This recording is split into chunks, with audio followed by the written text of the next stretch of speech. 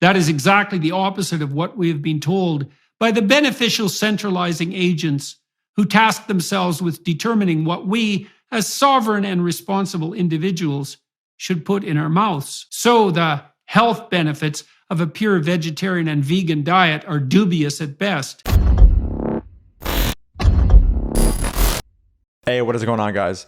So today we're going to be covering Jordan Peterson and his recent video going against vegan diets, plant-based diets, going against red meat skepticism, going against the food pyramid, and the notion that we should be reducing our consumption of animal products for the sake of the environment. This video took a very long time to produce because there's a lot of research we have to go into to investigate what Jordan Peterson is saying. So let's get right into it. Let's turn our attention to the claim that animal husbandry and the meat it produces cheaply enough for everyone to afford is unsustainable. For a moment, because we haven't yet dispensed with enough moralizing and authoritarian stupidity. Remember what happened the last time that government agencies applied their tender mercy to determining what the people they serve should consume?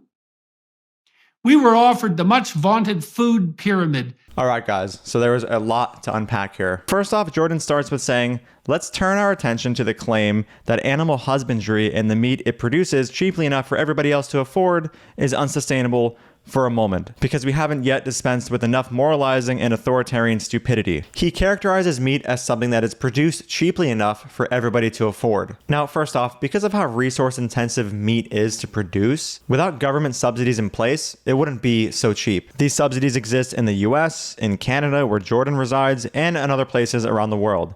I'm not sure if Jordan factors this into his equation when coming to the conclusion that meat is so cheaply made, but this certainly needs mentioning. Secondly, Jordan said, let's discuss the claim that animal husbandry is unsustainable, and then goes on to discuss the food pyramid, which has to do with health. Usually when I hear the word unsustainable in relation to meat production, people are talking about the environment. So I just thought it was a little weird that he said that, let's talk about the claim that animal husbandry is unsustainable, and then went on to talk about the food pyramid and health. Perhaps he'll delve into the environment later, but just felt this timing bizarre. Another thing is that after saying, let's discuss the claim that animal husbandry is unsustainable, he then says, because we haven't yet dispensed with enough moralizing and authoritarian stupidity, and then goes on to discuss the food pyramid. I'm sorry, but what exactly is authoritarian about the food pyramid or dietary guidelines? The food pyramid and dietary guidelines were and are not being strictly enforced in an authoritative fashion. They're just guidelines. Just like when the food pyramid was a thing, when it comes to the dietary guidelines today, the government is not forcing you in an authoritative fashion to follow them. We were offered the much vaunted food pyramid,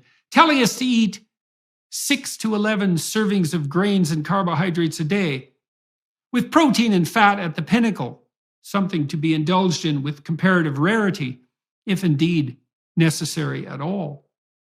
That all turned out to be wrong, and not just a little wrong, but so wrong that it might as well have been not just wrong, but a veritable anti-truth, something as wrong as it could possibly get. Jordan goes on to describe the food pyramid as telling us to consume 6 to 11 servings of grains and carbohydrates per day. The grains part of his description is accurate, but just blanketly saying carbohydrates isn't. There are many high carbohydrate foods that don't fall into the category of what the food pyramid said we should consume when talking about carbohydrates. Take refined sugar, for example. The food pyramid and dietary guidelines today don't just say to consume high amounts of servings of carbohydrates. They're very specific. And after this straw man about what the guidelines say about dietary carbohydrate intake, he goes on to say that the food pyramid, which we know is derived from the dietary guidelines, is wrong. It's so wrong that it should be considered anti-truth. He doesn't really substantiate this claim, he kind of just makes the assertion. And as I've discussed in my recent video on the Joe Rogan podcast, these low-carb keto carnivore crowds always seem to blame the food pyramid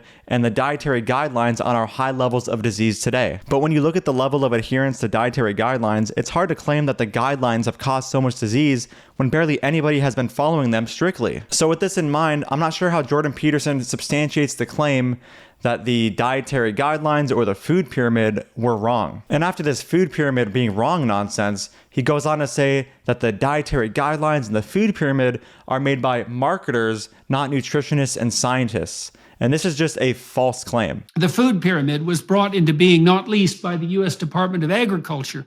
That is, by marketers, not scientists or nutritionists, with no shortage whatsoever of lobby efforts by those whose products ended up being promoted. The dietary guidelines are based on rigorous health outcome data. Here's some information straight from their website. The Departments of Agriculture and Health and Human Services update and release the dietary guidelines for Americans. It was released in 1980 and is mandated to be released every 5 years under the 1990 National Nutrition Monitoring and Related Research Act. The law requires the dietary guidelines to be based on the current body of nutrition science. USDA and HHS have evolved the process to update the dietary guidelines over time in step with developments in nutrition science, public health, and best practices in scientific review and guidance development. The committee is asked to look at nutrition science collectively to inform its report, rather than using individual scientific studies or personal testimonies. The committee uses tools such as systematic reviews, data analysis, and food pattern modeling to carry out its work. Systematic reviews include a rigorous process that allows the committee to search, evaluate,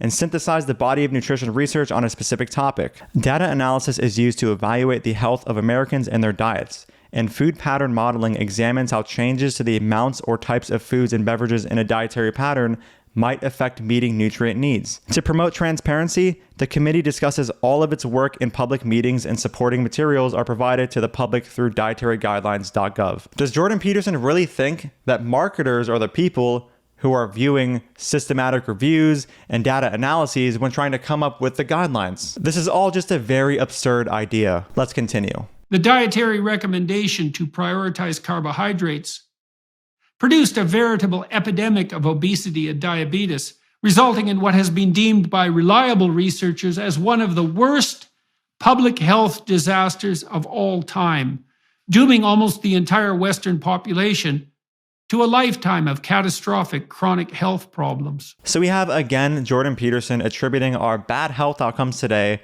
with the dietary guidelines. We already covered why this is absurd. Adherence to the guidelines has not been high. He then goes on to characterize the guidelines as just saying eat carbohydrates when they mention things like carbohydrates, when in reality, this is not what's going on. They don't just broadly say the word carbohydrates. Their recommendations are much more nuanced than that. And look, just right here, if we look at the 2020 to 2025 guidelines, you'll see refined grains, which is a category of high carbohydrate foods, being noted as something we ought minimize. You can find this in guidelines in the past as well. The next thing you're going to see is Jordan Peterson going over percentages of people who are overweight, obese, and are spending on chronic illness. While you watch this clip, I will just be putting the chart representing adherence to the guidelines on the screen as he cites these numbers as somehow representative of something caused by dietary guidelines adherence, which of course is extremely low. 42% of Americans are obese. Another almost equally large percentage are overweight. At least a third are in the early or later stages of diabetes, which is an exceptionally serious disease. $1.7 trillion is spent annually on chronic illness in the US. And the rise in such illness and cost is directly associated with the beginning of the God-forsaken top-down dietary guidelines that set us all on a carbohydrate-heavy dietary pathway. There have been, in addition, dozens of studies debunking the claim that red meat causes disease. The PURE study, P-U-R-E, published in the journal Lancet in 2017, analyzing 140,000 individuals from 18 countries, revealed that, quote, higher carbohydrate intake, not meat and fat, note, was associated with an increased risk of total mortality, and that, quote, higher saturated fat intake was associated with lower risk of stroke. Lower. That is exactly the opposite of what we have been told by the beneficial centralizing agents who task themselves with determining what we, as sovereign and responsible individuals, should put in our mouths. So the health benefits of a pure vegetarian and vegan diet are dubious at best. Alrighty, guys. So Jordan Peterson is citing the PURE study in support of his hypothesis that high carbohydrate diets are unhealthy and that saturated fats and red meat are something we need not worry about. By many people who understand the literature, this paper is titled the Pure Garbage Study because of all the things wrong with it. There are many published responses to this paper, two of which I will cover shortly, but let's first look at the paper itself. In regards to saturated fat, Look at these 5 quintiles of intake. And if you don't know what a quintile is, it's just any of 5 equal groups into which a population can be divided according to the distribution of values of a particular variable. The variable in this case is the percentage of calories from saturated fat. Now look at how low the median percentage of calories is from saturated fat in these quintiles. We have 2.8%, 4.9%, 7.1%, 9.5%, and 13.2%. This needs to be pointed out because we know that we're extremely unlikely to see an increase in risk for disease at such low percentages of intake of saturated fat. The percentage of calorie intake from saturated fat where we're very much more likely to see an increased risk in disease is 10% and above. But wait a minute. You may be wondering how we couldn't detect a significant difference in risk with one of the quintiles being over 10% in the Pure paper. Well, here's the thing.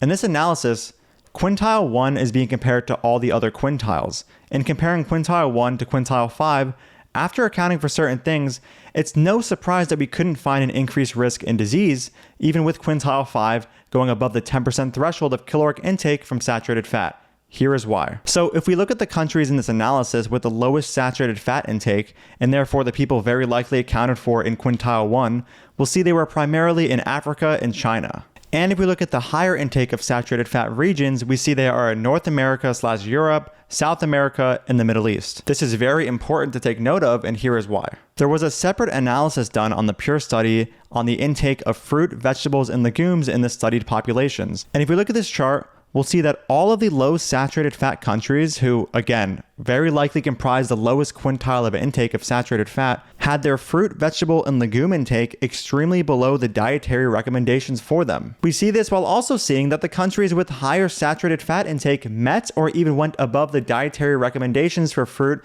vegetables, and legumes. What this means is that in comparing quintile 5 to quintile 1, we are comparing a much higher quality diet to a very low quality diet. So of course we couldn't detect a significant difference in disease risk even if saturated fat was above the 10% threshold. And here's some correspondence letters that were written to the authors of this paper discussing some of the issues I just went over. So the writers say, however, the main sources of carbohydrates in low-income and middle-income countries were mostly refined, e.g. people in Bangladesh consume white rice as their main source of carbohydrates, fat, and protein. Thus, increased mortality linked to carbohydrate consumption probably reflects factors associated with poverty, such as inadequate food availability, poorly ventilated cook stoves, pollution, and limited healthcare access. The same studies showed that eating carbohydrate-rich foods, such as fruits, vegetables, and legumes, was linked to decreased total mortality, further suggesting that refined carbohydrate consumption was a proxy for poverty. Controlling for education or even household income to account for socioeconomic differences is not sufficient in view of the substantial disparities in living conditions between studied populations. The authors call for reconsideration of the global dietary guidelines, and we fully agree. It is time to tell the truth.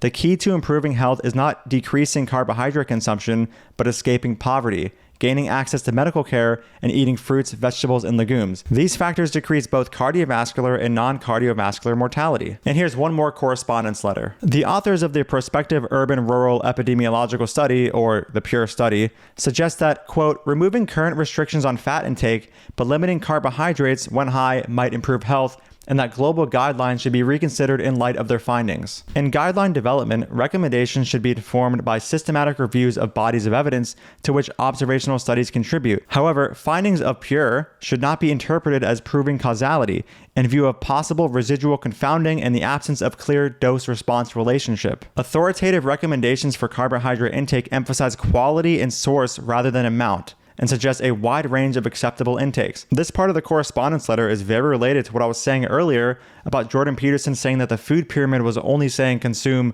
6 to 11 servings of grains and carbohydrates, when really it is the quality of carbohydrates that are emphasized in these guidelines. Anyway, back to the correspondence letter. Carbohydrates that are detrimental to human health, e.g. sugars and refined grains, must be distinguished from those with beneficial effects. The Pure study provides information only on total carbohydrate, reflecting but one aspect of the guidelines. Furthermore, the increased risk of total mortality was only observed in people with exceptionally high carbohydrate intake amounts higher than those typically consumed or recommended. Observed health outcomes associated with saturated fat are compatible with current recommendations. In major cities in China, increased fat intake at the expense of carbohydrate intake is associated with increased obesity, diabetes, and cardiovascular disease. The traditional Japanese diet, which is high in total carbohydrates, is associated with long life expectancy. The Pure study supports recommendations regarding the consumption of fruits, vegetables, and legumes, but provides in itself no basis for a change in global dietary recommendations. So this is all very interesting. Jordan Peterson was citing the Pure study as evidence that we ought change the dietary guidelines and how the food pyramid was wrong. But the reality is that if you look at the findings of the Pure paper and actually adjust for types of carbohydrates people were consuming, the results actually coincide directly with the guidelines. So Jordan Peterson is citing a paper to go against the guidelines when in reality, the paper's findings support the guidelines. Now let's talk about the finding that saturated fat had an inverse association with risk of stroke. If you don't remember, Jordan Peterson made mention of this finding. Higher saturated fat intake was associated with lower risk of stroke. Lower. First off, we've already established how lacking in dietary adjustments this paper is. It seems expected that the stroke risk would go down in the higher quantiles of saturated fat intake, seeing as people in those quantiles had a much higher quality diet. And secondly, my friend Matthew Medor has an entire thread on saturated fat intake and stroke risk. If I covered the thread in this video would already be much longer than it is, and I'm pretty sure it's very long at this point. So I'll be linking his thread in the description. Long story short, having a lower risk of stroke can actually be a sign of having a higher risk of a far worse cardiovascular event. So the health benefits of a pure vegetarian and vegan diet are dubious at best. So after citing the Pure Health study, which we've already established has so many problems, he goes on to say that the vegan diet and vegetarian diets are dubious at best when it comes to health. Now, this paper wasn't even on vegetarians or vegans. But either way, as we discussed earlier, the findings did support a very high consumption of fruits, legumes, and vegetables. A much better paper to look at on whether vegetarian or vegan diets are healthy would be the Adventist Health Study. Here's a clip of me going over the findings in the past. So if we look at the Adventist Health Study 2, we'll see that this study involved 73,308 health-conscious participants with the goal of evaluating an association between vegetarian dietary patterns and mortality. All of these participants were broken up into 5 dietary pattern groups, which were non-vegetarians, semi-vegetarians,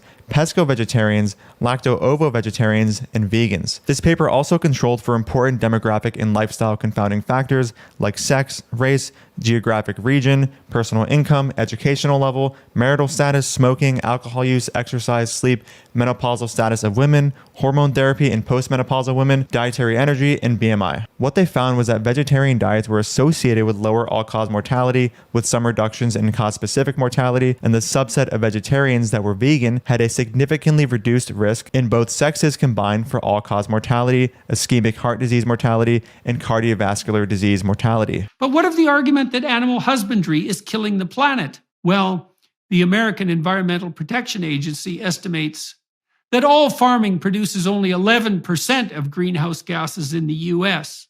Transportation produces 27%. Livestock accounts for 3%. And plant-based agriculture?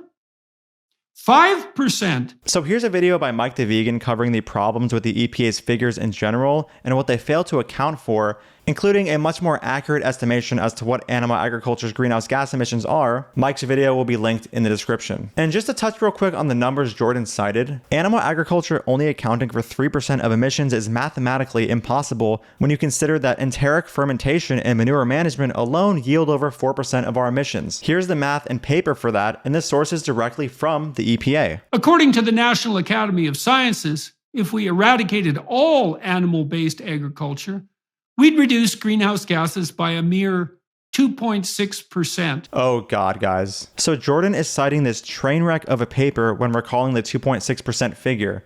There are many problems with this paper. Here is Nutrition Made Simple covering them. The video cites this study to back that up. It's published in a respected journal. I've published several studies in that journal, so I obviously don't have a problem with it. So let's look at what the study actually did. They ran a simulation where we stopped raising animals to eat, but we keep growing all of their food. We keep growing tons and tons of corn, even though all the cows and pigs and chickens are gone. In fact, the free space left by the animals, we use it to grow more crops, but at the current proportions we use right now with all the billions of animals. So a lot more corn. And because we don't have the manure anymore, we have to synthesize fertilizer industrially to grow all of those crops, creating more emissions. So the conditions they chose to simulate in the study are that we are condemned to produce fertilizer industrially, to grow tons and tons of corn we don't need, to feed billions of animals that don't exist anymore. So what do we do with all those tons of corn that are left? Well, according to the conditions they chose for their simulation, we would eat it. So in their simulation, our diet would be 80% grains and mostly corn. And not a normal amount of food, a huge amount, an excess of dietary energy. Because we have all this leftover corn and no cows to eat it. And not surprisingly, they found that this diet was not nutritionally ideal, that it led to some potential deficiencies. And even in this outlandish scenario where we just keep producing tons and tons of crops we don't need, they still found it was better for the environment. They saw a statistically significant reduction in emissions compared to the current system with all the animals. But they conclude the magnitude of the difference wasn't that impressive if we do it like that. Yeah, if we keep producing all of the animal food, even though all the animals are gone, yeah, the emissions are not going to come down as much. But no one is suggesting that as a solution. And here's a much stronger and better paper I've covered in the past, going over the reduction of emissions in a hypothetical vegan world rid of animal agriculture that doesn't contain such weird methodology and models. From this paper titled Reducing Food's Environmental Impacts Through Producers and Consumers, moving from current diets to a diet that excludes animal products has transformative potential in regard to the environment and water use. This move would help reduce food's land use by 3.1 billion hectares, which is a 76% reduction. This would include a 19% reduction in arable land, and our food's greenhouse gas emissions would be reduced by 6.6 billion metric tons of carbon dioxide equivalent emissions, which is a 49% reduction. Acidification can go down by 50%, eutrophication could go down by 49%, and scarcity-weighted fresh water withdrawals can go down by 19%. Alrighty guys, that's the end of the video. I know it was really long, but Jordan Peterson made a lot of assertions and made even some references to bad research, so it takes time to, cover what the problems are with the things he's saying when resorting to weak research. I have to thank Matthew Medor and Matthew Nagra for helping me with the research aspect of this video. They were of great assistance. I'll have their socials linked in the description. Please go follow them. Thank you guys so much for watching. If you support my work and want to get early access to it, you can click the link in the pinned comment and support me on Patreon. And if you don't know, I do have a book going over most, if not all, of the anti-vegan arguments you're going to hear online. If you want to get that as well, that'll be linked in the pinned comment. Thank you again for watching, and I'll see you in the next video. Dude. Fuck off, I don't want anything to do with you. Don't ever speak to me again. You're a fucking piece of shit. Even vegans don't get your weird, stupid wannabe sense of irony here. Who is your audience? Nobody gets these dumb jokes. Dude,